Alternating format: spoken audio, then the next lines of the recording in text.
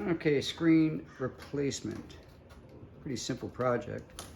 You just need a few tools, a small screwdriver to pull out the rubber spine that runs around the perimeter of the screen. Just be careful if you can. Try not break it as you're pulling it out. Not that it can't be used if it is broken, but it's better if it isn't. Makes it a little easier on installation. So once you pull out the spine, put that aside. Next thing you do is you pop out the old screen. And this material is pulled out like so. Real simple. And once you pull it out, it goes straight into the trash can.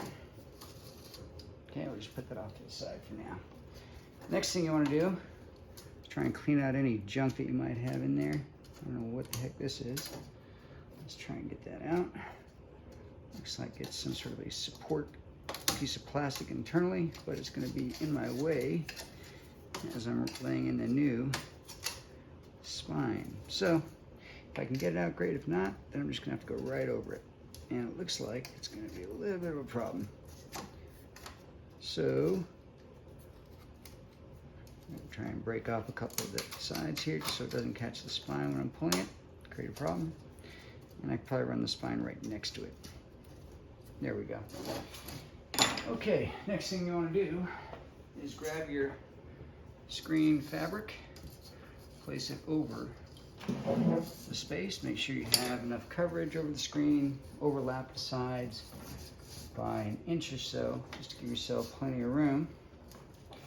And then you can just go ahead and cut it off. Doesn't have to be perfect. Just cut it out so you can begin to measure it up against the new frame or the existing frame.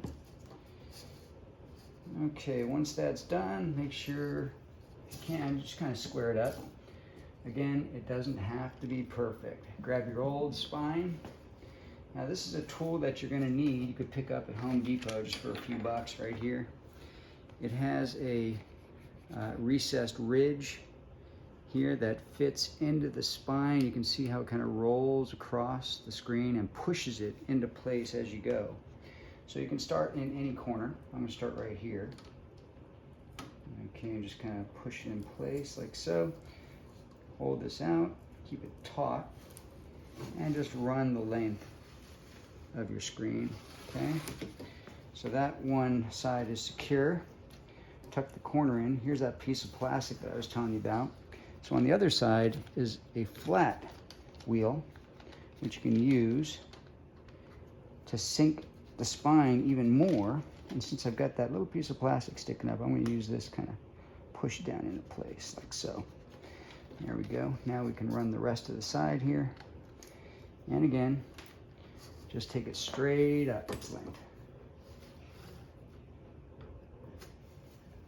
There we go. Let it seat properly.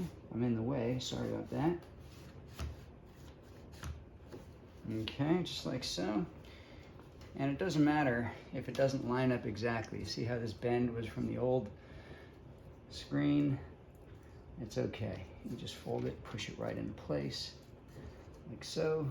Keep it taut as you're running it down the line. Right to the edge. You can see the screen is nice and tight.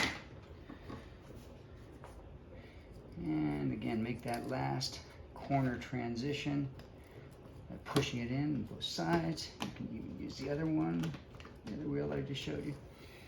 And once again, keeping it relatively taut, pushing it into place.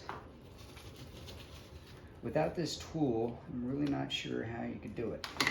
So that is a nice taut screen, and you'll more than likely have excess because these do stretch over time. That's not a problem. Just cut it off. Cut it off. Push the remainder back into place. Use the other wheel to really sink it in so there's no chance it's going to pop out.